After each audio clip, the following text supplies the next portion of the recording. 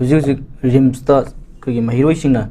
Sangsil Leva Kongjang da Kugi Rimski director from Sindo U Luna Din Amade Subdin Yauna Punna Kugi Sindo Gadavani Hava Kongjang Sangsili Moina Kongjang Sin Mutam Sida Tonga Tonga play catching party. We condemn sexual harassment on women. We demand remove of director Din and Subdin. Why director one is to be naked Hibana Sing but Tonga Tonga play catching park and the Kongjang Sing Havatare. Hi, Buzu or River Rimski Matansi Kamina in Bale. Masi ko yam ngaite ko yam ngaite masi doi lan ba chum ba di manung gi ba ma laksani ko adu ta seng na miyam gi leader o sai ha gi du ni ko chamani pik pa chaw na mani ko ai political leader o ju miyam gi leader ni adu department ma gi director na department commissioner na department ma gi sagi whatever mana puri ba department ni puri ba sagi officer hai dare ko leader ni puri ka mu sing do adu mana thodak do da area do di ta seng na leader ma gi magun da khangi e ko Mungkin sekomcangi, mungkin sekomcangi aduna so ojamang se kusa ya thajing rimski director amadi magi deal jing asi rimski pg tami ba satra mayam na ngasi pen doi khong jing lai se sena manung da kari internet ko manung da kari internet yam hena sathi ba dum ba ngai da leibun habadu madi khoina final to ngamdri ko adubu paper da khoina phangjawari poke matungina di hoji hairei si nipa to wan ko boni pi su pi to wan ko ba ko adi moi boys hostel lai tan thok le hen da kholan da ba ta samjing ka tan thok to ba am yaw ri ba male ko Madu kari manung gi lakno ke do wi lakno habadu di manung internet policy ni ko adu sum laksani marai but yam nuai tabsi some student khara ko hairam dabi ai ngasi paper ko to fonge ko sagi yam nuai tab na finaron ba yaw na chakro ga phim da sagi firon rotho sagi saksa ga ha phim ngam ba mami ta sele ko da yaw selaga di da area da selaga di tasina is a leader mo na terna is a miyam satra miyam tu ki mi selaga na ngasi rim sky je yamna du mo yamna khogi ikai khum ngai or ba jaga hai tare ko khogi manipur gi oina yo north ki mum yeng ro ga su yam sathi ba dum ba ngasagi ana leng sang hai tare ko public singa doctor singa marta leina ba dum ba correlation hai tare dum relation ma da yamna ikai khum ngai or ba ma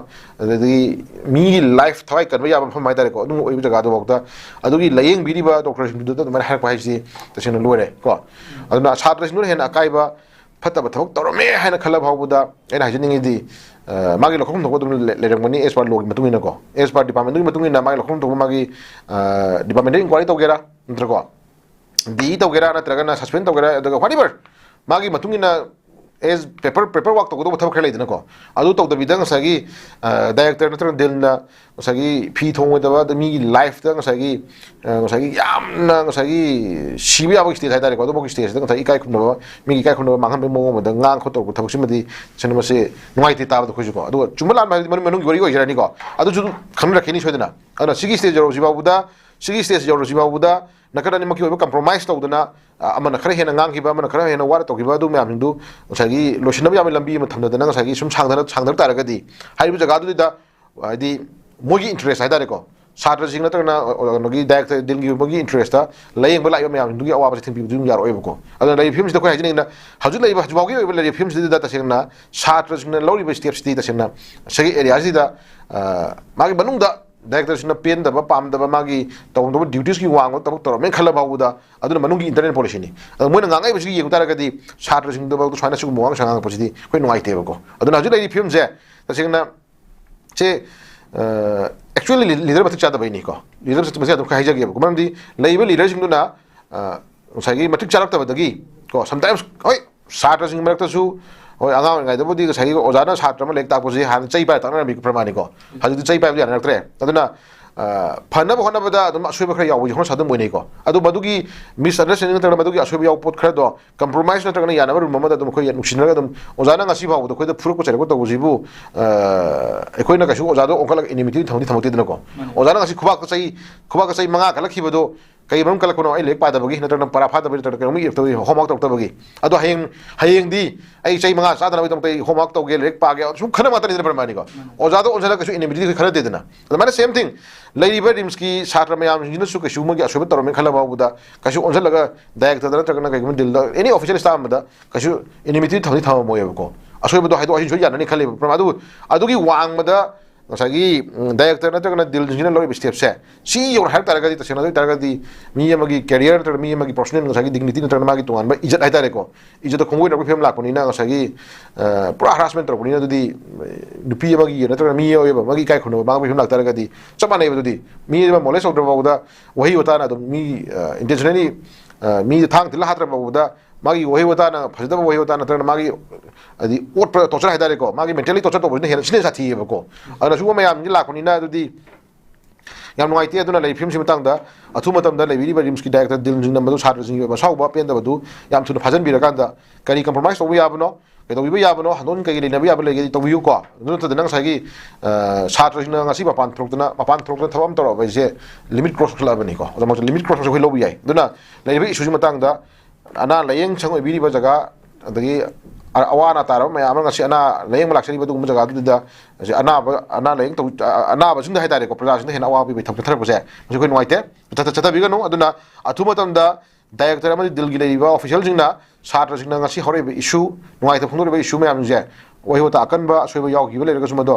excuses सम हाइदा हदोजिन खतमरगांदा मदो काथो असिन तमरगांदा को Sartre जिंगी अपाम जु खै यंगबिबा अदुगा प्रजा जिंगी मणिपुर प्रजा जिंगी अना Laing state ma'am जु खै खनबिबा अदुगा लेइबा leader मोजिन जु ngसागी अदा एरिया दु खन हनो फंदो पिरगांदा अथुम दिसिल होनजनिंग लेइबो अदुना हजि लेइ फिल्म जे कोइना नुआइतबदी जमांगसा रिम्स कुंबसे तसेंगना अखोई अखोगी कहनि से आईसीयू रूम हारजु प्रमाणिको आईसीयू रूम हारगसु खोई मसिंग याम हनिंगे को देन अमना ngसाई कोक यारजु एनी कोक के ऑपरेशन तरकबा दगी हार्ट के ऑपरेशन तरकबा लेते हाब नते लई अदुगसु याम लिमिटेड को समटाइम्स कहनि अखोई सिदि याद्रे प्राइवेट हॉस्पिटल चलो गाय हाइबगुंबा समटाइम्स खोई ताबि याविको अदुगो मैम थोंदनबि दमकता अखोई लाइरबा मैम मणिपुर जे परसेंटेज कोई होर मतमदा कोई चाम की मनुंगदा मैक्सिमम परसेंटेज कदौरे थबक सूरगा नोमगी हाथे हाथे सूरगा नोमगा चाजब फैमिली नमसिंग यामिनेबको अदुना ngasi मणिपुर की प्रजा थेनैबा अना लेंग लम होन कोंदम थेनैबा अवा मैम जे कोकनबगी दमकता अना अनोबा मॉडर्नाइजेशन तबिदना अना अनोबा खुसुगला हसन बिदना अना अनोबा ngसागी मागी रूम एक्सपांड तोदना हजु सादे सागले फस छालदरो जिते रिम्स काजी हजु ओरिनी अदु रिम्स से तगाय फदना कनागम खरदी ngसागी लीडर खरदी कदौरे लीडर खर हाइबनिको लीडर खरदी कदौरे थिका तौनबा थिका त पाहुनबा थिका तौन वाइनबगी ओइ बखलोदा को थादा बजु यावदम यावरि हेतारि प्रमाणिको अदु development तौबियु अदुगा प्लस लैरिबा मतम की अना लयंगी ओइबा कोनदा खोई तामदसु खुसु खुलाय अनो अनो हप्सन बिदना अद आईसीयू माक्से मसिंग खर हेंगत बिदना खोई खरा सीरियस कंडीशन ओइबा ना बजिंग जे खोई आईसीयू रूम खोई फंगदना बेड फंगदना अदगी अतोबा खोई प्राइवेट पुथोपा मैम यावनरी हाइतारेको प्राइवेट सु तुम तगाय फतन तौनरी को अदो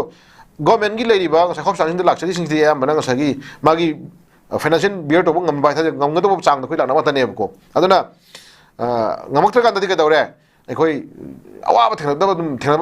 यावदम मैम यावनरी हेतारि प्रमाणिको अदु मैम कोकनबि दमकता अनो अनोबा डेवलपमेंट जु बिल्डिंग साबिबा अनो अनोबा डेवलपमेंट तौबिबा अदु अनो अनोबा मेशिनरीज में हप्सन बिदना लैरिबा कनोसे प्रजाजिन पामेबा दुगुंबा गवर्नमेंट की लैरिबा दुगुंबा हॉस्पिटल जिंजे तसेंगना मियाव थाजब हाइतारिको मियाव थाजब दु हेन बिदना कहनि हेन डेवलपमेंट चखन होनबियु अदु तदना ngसागी तौरोइदबा ngसागी थांगोइदबा दगी येंगोइदबा मियें खोंथांग सुम चथनरगा ngसागी मतम की मागी पुरिगे मनुंगदा आई नुवाइना होनबा फिल्म सुम चलगी तारगदी अखोई अमदुगी पेंदबदुदी खै लेकिन हम जे साइ थमजगी।